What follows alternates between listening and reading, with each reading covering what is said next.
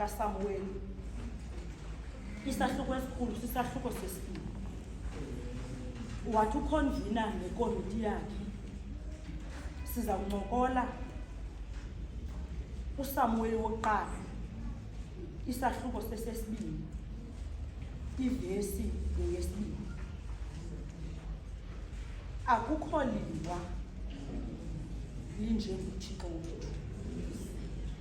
Eli lizwi lethu namhlanje. Nkosi yoxolo, Nkosi yosuku, mayisikelele ngoku nangunaphakade. Amen. Xa ndikhawulezisa khonvina wam kule mizuzu emibini indishiyekeleyo ndizofuka kule ndawo, uthe mandijonge nje uSamuweli ndawugqiba ndihlale phansi. Undenzela umsebenzi olula ke ngoba uSamuweli siyamazi sonke uba uSamuweli yinyana kabawo uElkana. uElkana owayenomama ababili apha endlini yakhe, wayenomama okuthiwa ngumama uPenina, wanomama ekuthiwa ngumama uNqola. Umama uPenina wayesikelelwe nguThixo enabo abantwana. Wayenabantwana abangabafana, enabantwana abangamantombazana. Umama uHana yena wayengenabo abantwana. Wayesithi uba uElkana xa ke hambile esiya kumbingeleli eShilo eyobingelela eyonqula uThixo, ashiyeke umama uHana nomama uPenina apha endlini. Wayengayixelelwa ke into eyisenzeka ngelo xesha. Wayesithi ngexesha athe wabuya ngalo wafika lo mama elila umama uHana. Wambuza umbuzo into yobana ulilela ntoni na?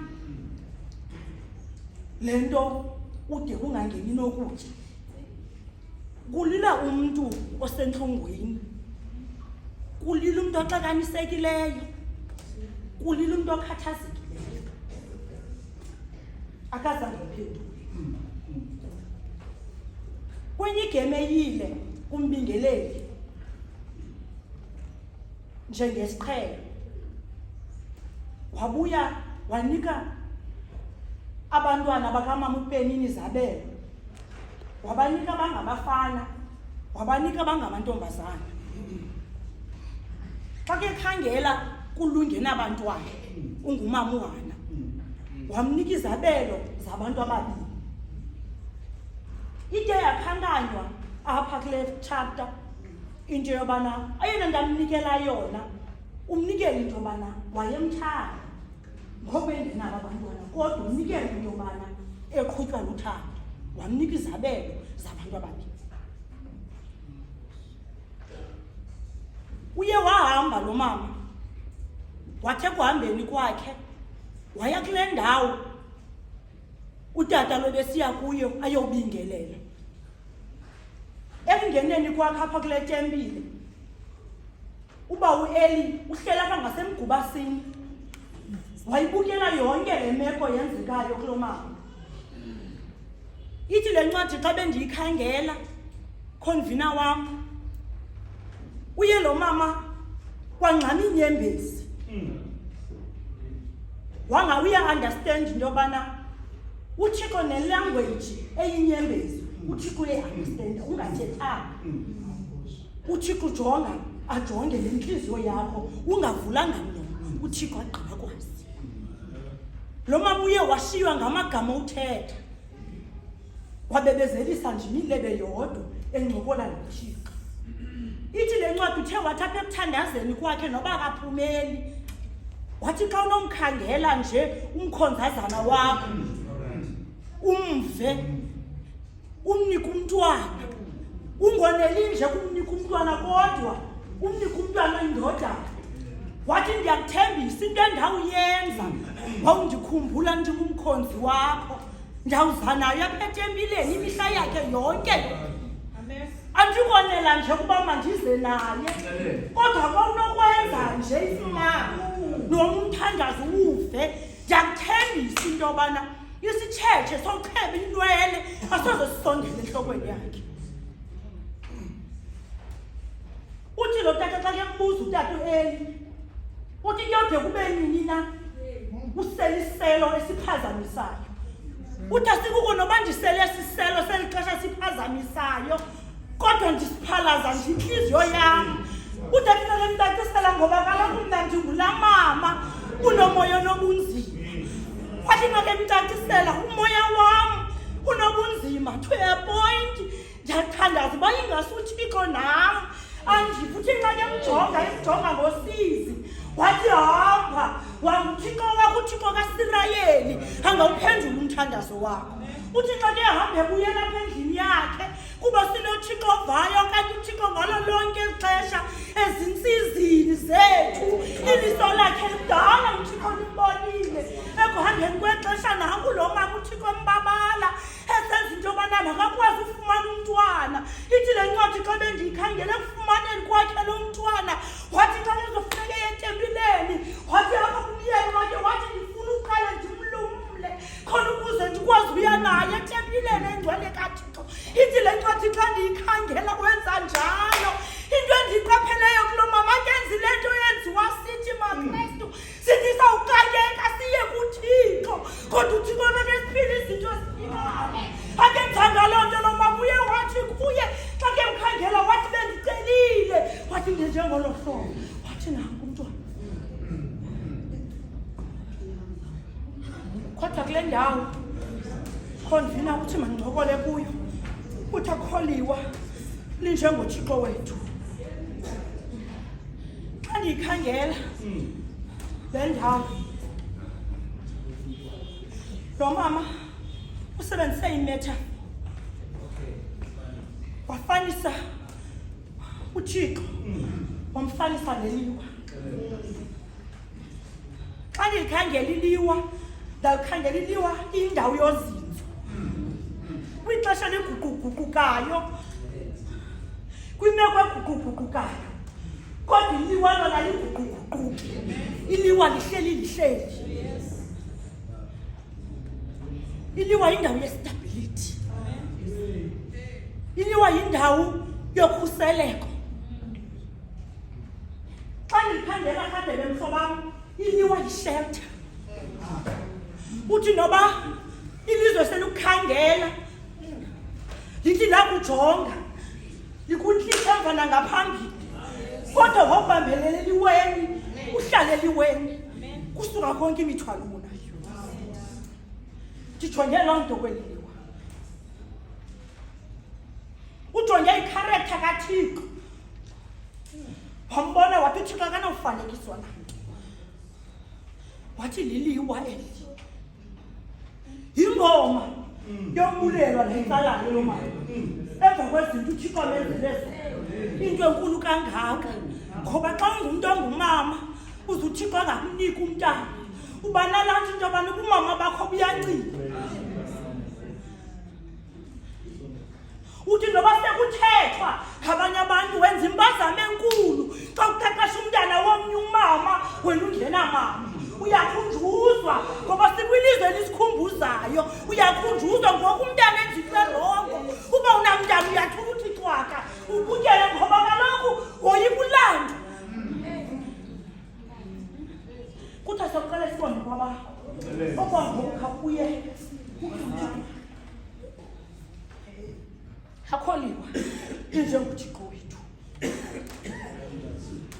Iliwa uba uqondi kahle nanku uDavide ngexesha hale kwazi intshaba zakhe zimdaka iqikaba zakhe indawo yokuqala mama kabalekule kuyo uye waqonda into yobana xa ndibalekela apha eliweni ndawufile. Ngoba uyayazi kaloku iliwa lindawo yokhuselo. Kulaa ncwadi eDuteronomi xa ndizawuyeka uMoses ngake licacisa umcimbi weliwa. Uthi uliwa eligqibeleleyo. Hathi xa ke ujonge liliwa hathi tu ubugqwetha kulo. wathi nguThixo wentembeko. Uthi kuthembekile sesikwilizwe lingathembekanga avele kuThixo athembeke ngoba sinoThixo liliwa. Okwagqibela xa ngisiza kuwe Ngqola uzawulandela. Into endiyikhangeleyo ndayibona kulo mama ulapha engxakini. I-ability yakhe to endure kwi-difficult process ebehamba kuyo. Uye wathi twaka wanyamezela. Kwimeko ibinganyamezeleki uye wathi twaka wazola. Amaxesha amaninzi ubengathi uThixo akaphenduli kodwa yena uye wamthemba wanguthi akasoze andidele owandifela eKalvari. Waqhuba wanyaniseka kuThixo wakhe. Wanyaniseka ngehlobo lento yobana wayazi into yoba wathi uba ungaba unothi undinike le nto ndiyicelayo ndakuyizisa kuwe. Uyayazi into yobana noma Thixo sewundiphile ayiyoyam inomnikazi wayo ondinikileyo. Uye wayiqonda into yobana uba uThixo ebefuna ebengazumnika abantwana kodwa uye wayiqonda into yobana emva kubana ndinikile inomnikazi wayo le into mandiyibuyisele kumnikazi wayo. Ye wagcina amazwi akhe. Ibandla likaThixo yaxakeka ngabantu abangawagciniyo amazwi wabo. Unobhala sesikhulule athi kwizwi esivumelene ngayo bazalwane sasivumelene sathi. Kodwa bangaba ngoku imizulu yayisitsho sinamandla la mizulu siyenziwe ngathi azange khona. Xa sifuna uqhube yethu i-agenda mizuzu onomizuzu iyaba yeyakho nobhala loo mizuzu thina iyoba ntakuthi. Kodwa yini wenza isimanga wawagcina amazwi wakhe. Ndaphinda ndaqaphela into yokugqibela into yobana umntu ongumama uyakwazi umgcinezela umntu ongumama. Awugqiba aoppress awugqiba sole athi kanti ngalo lonke elo xesha zikhona izinto esingakwaziyo uzithetha kwabanye abantu abengekho sini esifanayo nathi. Singabantu abangoomama abangamaxhoba werape kodwa wenza impazamo enkulu ngokubalisela omnye umntu ongumama ipeyini okuyo izoba ngathi akaphumi kule ndawo akhawuleza ise kwabanye abantu.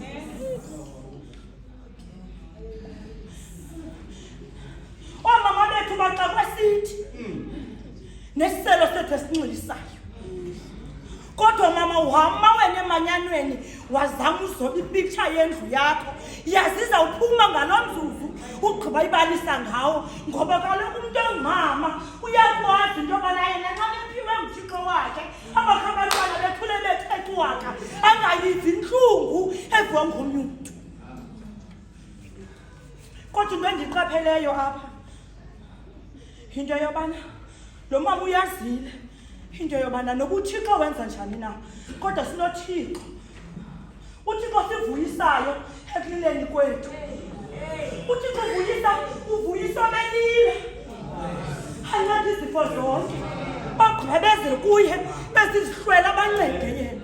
Athi uThixo wethu ugqiba kwakhe anguthi lo mama sawundivuyisile ekulileni kwam seliqhawule nguwe ikhamanje lalapha ke landinxamisayo yalahla ubomi bam ngoba kaloku uThixo wethu noma ingaba okwalo mzuzu wena uthi owakho uThixo akakuphenduli awukaliboni liwe kodwa ndifuna ukunika into eyodwa noba ungathi twaka ngalo mzuzu kodwa uThixo kawalibala amathini.